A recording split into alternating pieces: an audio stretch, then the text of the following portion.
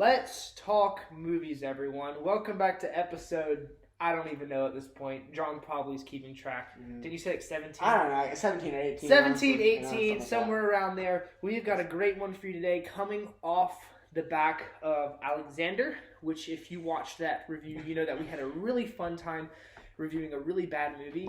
But this movie is also by the same director, Oliver Stone. This is his third appearance on the channel, and John really wanted to give him the chance to come back, to really redeem himself. Because I mentioned that he does have a lot better movies. Yes. Which we already knew because we had done Platoon. And so we're reviewing a third Oliver Stone movie today. This is JFK.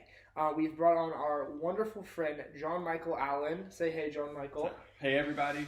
So we thought John Michael here, and as he'll explain in just a second, I don't know how best to describe it. Would you a political guru? Is that way to say it? A lot of people say political nut. I don't know. I guess political guru is okay. Here, hold on, I got it. So what you're looking at right now sounds more nut kind of. Nut kind of sounds more of like you're crazy. I just want to inform all 5 people who watch this channel that they are looking at the future president of the United States, who will hopefully avoid the fate of JFK. Hopefully so. Hopefully so. If anybody got ideas. And so, because not only is John Michael so interested in politics and he's involved in local politics, he has devoted a lot of research time to this particular issue. So just like we had Gavin on for our ancient movies, we have got somebody who's got a little bit more time researching it to kind of give y'all the in-depth during the history section. So before John launches into the specs, John Michael, why don't you formally introduce yourself to the audience? Yeah, of course. Well, first of all, thank you for having me on. This is really cool that you guys do all this kind of stuff. So of course, my name's John Michael Allan. I've been involved in politics, I want to say since I was 15. I'm 18 now, so for quite a long time, but different aspects of the political community. I've been involved in a lot of campaigns and why don't you tell which campaigns you've been involved with and how you're involved with local politics specifically? So specifically right now, I'm managing the campaign for commissioner here in Thomas County, Mark Neesmith, running for re-election. This is going to be his 13th term, I believe. So it's a really long time. How long are the terms? It's a 4-year term. Okay. So yeah, he's been there a long time. He's been there for a really long time. Yeah, he's 70 y'all.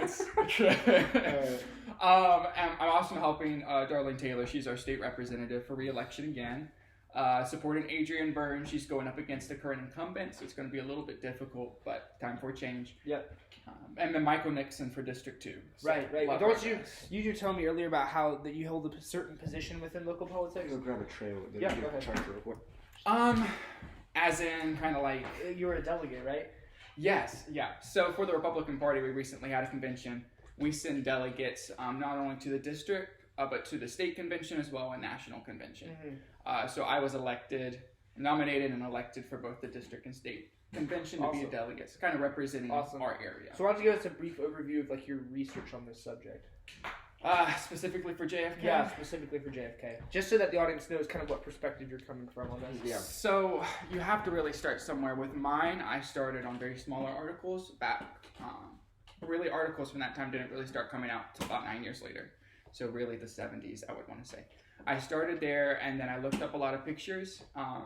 You look at the first picture, and they're really gory, of course, even for black and white pictures. And recently, they came out with colored pictures, which you have to be careful with because a lot of manipulation in pictures can happen. Mm-hmm. But started with that. We watched a lot of the film. I think I went through the film of the actual shooting, 12 different times, just analyzing it and seeing how it happened. And then I read several different books. Yeah, okay. My favorite one was by Bill O'Reilly. Mm-hmm. Very, very just to the point about kind of what happened from different people. He's done also a good one on LinkedIn that I've read, though. Yes. I don't know if you've read that one too. I have, yes. His entire series. So I feel like this movie that we're watching, it's super fitting that we're watching it right now, not only because of the mention, the director and everything, but we are living in a time in which conspiracy theories, let's say they eat up a lot of the public discourse. Yes. That's a very hot term, and there's lots of them going around. And this is arguably the birth of the modern conspiracy theory. Mm-hmm. And not only that, but it's even more relevant since we are seeing John F. Kennedy's nephew currently running for office in a very major way. Bob Kennedy Jr., right? Yeah. Robert Kennedy Jr. Yeah. Does he go by Bob? I don't know. Yeah, RFK Jr.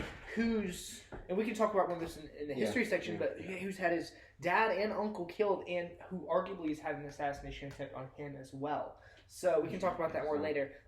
So I think this is really cool that we're talking about it.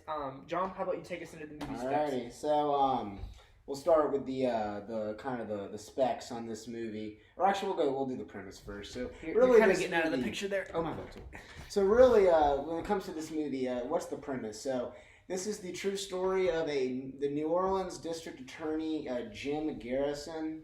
He in 1963, when John F. Kennedy gets assassinated, he looks into it. He gets some leads on that there might have been some other people involved, possibly beyond just Lee Harvey Oswald, the one that they arrested on site soon after the assassination, and he eventually was killed the next day by this guy named Jack Ruby under suspicious circumstances, like on live TV. And so he gets these leads, but they ultimately don't lead anywhere, and so he closes the book. But then 3 years later, in 1966, he reopens the case because he just can't put it down, and he just can't put it behind him. He knows there has to be something else up, he thinks. And so so the majority of the movie is then about his investigation, along with all of his team of lawyers, into the assassination, and they try to, and they think they can unveil that there was a massive conspiracy between the CIA, FBI, the mob, the mafia, and just local leaders, specifically this one guy named Clay Shaw in New Orleans. And so that's what this movie's about. They're trying to show that there was more to the assassination than meets the eye. And then for the specs, as Nate said, this movie was directed by Oliver Stone. Directed Alexander in Platoon, 2 movies we reviewed. Platoon's great. Alexander we didn't like so much. Y'all about to find out. I think we spent so much time ratting on that movie, it clocked in as our longest podcast. It did, ever. But it was we had a jolly good time doing that. And then the screenplay was by Oliver Stone and a guy named Zachary Sklar. Oliver Stone writes a lot of the screenplays for his movies. It was based on 2 books: On the Trail of the Assassins by Jim Garrison, the main character of the movie, and Crossfire, The Plot That Killed Kennedy by Jim Mars. It's produced by A. Kit Ho and Oliver Stone. It stars Kevin Costner in the lead as Jim Garrison, along with Kevin Bacon, Tommy Lee Jones, Laurie Metcalf, Gary Oldman as Lee Harvey Oswald, Michael Rooker, J.O. Sanders, and Sissy Spacek, among others. Cinematography, which was really acclaimed for this movie, was by Robert Richardson. It was edited by Joe Hutching and Pietro Scalia. Music was by the legend John Williams. Oh wow, that's so cool. And the production companies were Le Studio, Canal Plus, Regency Enterprises, Alcor Films, and Ixtlan Corporation. It's distributed by Warner Brothers. It was released in 1991 around Christmas time, December 20th. So that would have been, 28 years after the assassination? Yeah. So not really that long after it, really. The running time, we watched the director's cut, which was about 205 minutes, but it moves, as we'll talk about, I think, it moves at a fast pace. Like, it's not like a slow 3-hour movie, but the original running time was 188 minutes. It was about 15 minutes longer, the one we watched. This was a United States production and an English language film, obviously. It had a pretty decently big budget, $40 million for this type of movie. That's decently big, but it made $205.4 million, so it kind of it recouped its budget and more. It was profitable. Yep, let's go. More profitable than Alexander, which is I love to see good movies hit big. Yeah. Anyway, all right. So John Michael, since you're the guest, why don't we let you start? We're moving into positives. What's your biggest positive on this movie? I think maybe one of the positives is the way that they use the original film. Yeah, I was going to go. Because it's very, very difficult to use the kind of a format of the film that it was, and also the graininess of the film, and fit it into like a coherent film. That was a really big positive for me. It's so funny, like you mentioned that. Like I pointed this out when we were watching the movie. They use so much film that like if you pause it, that like we watching on Amazon, obviously, it'll actually credit the people in the film as playing their roles. Oh yeah, like Robert F. Kennedy. It credited Robert Kennedy playing his himself one credit before he got assassinated. I'm sure if he would have paused it at the right time, he would have been like Martin Luther King playing himself. Yeah, that was pretty cool. Anyway, so specifically which, so you're talking about obviously how it would incorporate the newsreels and stuff. Right, which, shooting. It added some authenticity. It definitely added a lot of kind of cool authenticity to it. Like it's these people, the actors are watching the real footage. Right, so you felt like you were in the moment. Yeah, I know. Yeah, it felt like you were really in the time period, like in that day. Anyway, what's your best positive, man? This is a really high IQ movie, and so it's intelligent and it's serious, and I like that about this movie. I like sometimes in the past historical biops of 3 hours of length have not been known as being like crowd pleasers. Would this be considered a biop though? Because it's not really about one person. It's more. What it's kind of a biop of Garrison, Mr. Garrison. He would be more of a bio guy. Yeah. Even though it's called JFK. Yeah. It's, I think I kind of take issue with it being called JFK. It involves very little of JFK, but that's a separate issue. Yeah. And so we've seen in recent history, these types of movies kind of make their own territory, like with Oppenheimer, and it's worked. But at the time, like, this was kind of a risky thing, and it didn't always pay off. People weren't just flooding the box office looking for smart, intelligent movies of this length. And I love how unapologetic it is about how it is. Maybe this is just my brain being. I think I've watched so many movies post CG period. Yeah, you know what I mean? Yeah. Where there's like, if you're going into this movie like expecting explosions and action scenes, you're going to be sorely disappointed. Yes. John made this comment towards the end. You got to turn your ears on. You got to turn your thinking brain on. This requires your full attention. Yeah. I respect that about this movie. I like that. Like, it's so unapologetic about what it is. It goes all in on that, and that's my first positive. I will say just something to bounce off of you. For being a 3-hour movie, it made a lot of money. Like almost $205 million. Like that's a good bit of money for that long of a movie. That isn't necessarily going to be like, it's not like a blockbuster. So what's your first positive? So my biggest positive kind of goes along with John Michael's, but just like the editing in this movie is really good. Because John Michael mentioned how obviously it intercuts all this real footage with the film footage of the actors. And I really think that just the way the movie flows with the editing, it's not choppy. It really works. Like whenever, it's especially good in the last kind of the climax of the movie, I guess you would say, when Garrison is giving his opinion on what he thinks happened using all of his evidence, and it's intercutting it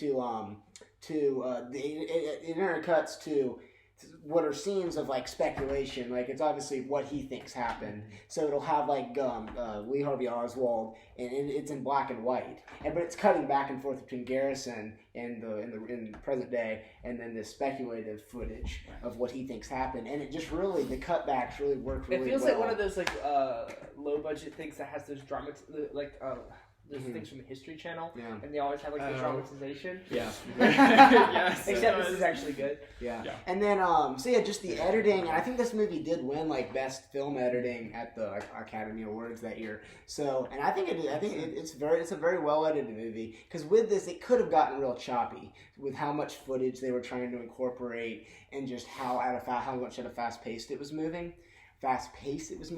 but it didn't. They really were able to keep it smooth, and that's the best thing with editing is obviously you want it to be smooth, and this was a tough job, but they did it, and so that's my biggest positive. John Michael, you got another? Yeah, we usually give Who would have another positive? Yeah, you can have as many as you want. Yeah. You can rapid fire just give off. That's so hard, y'all. There's so many positives. Really? We're gonna do about acting, writing, directing. I don't know the way they presented the legal case, because my mind. Wanting to be an attorney, I always. I didn't mention this before, but John Michael is going to be studying political science at Valdosta State University. Yeah. So anyway, just want to say that. Yeah, and going back to the legal aspect, the way he carried out the legal proceedings, although, I think it was different than what it probably should have been. Yeah. But the way it was presented. Well, what do you mean by that? Yeah. As in what? As in the way you said it's different. It was different than it should have been. So in a real court, they wouldn't have allowed the way he did it. The way that he presented the case was more of. on a pathos aspect of appealing to the people and then appealing to the jury and the court, which for that trial kind of matched.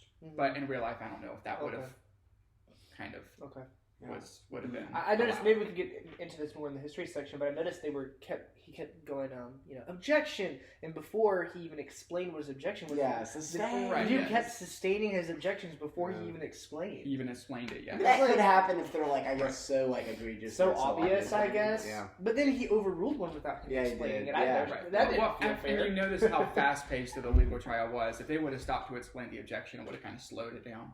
But it kind of felt like they just wanted to get this into your mind as quick as they could and just push it. Which works for the pace of the movie. Like, it could have slowed to a halt if it's like a 5-minute explaining the objection scene, explaining why I shouldn't be able to say this. Yeah. But okay, so that's so you like the way generally they set up the legal. Yes, I do. Yeah. That's excellent. I gotta jump in and say that this is kind of painful for me to say, but I really like the acting, and the reason I don't want to say that is because I don't really like Kevin Costner as an actor.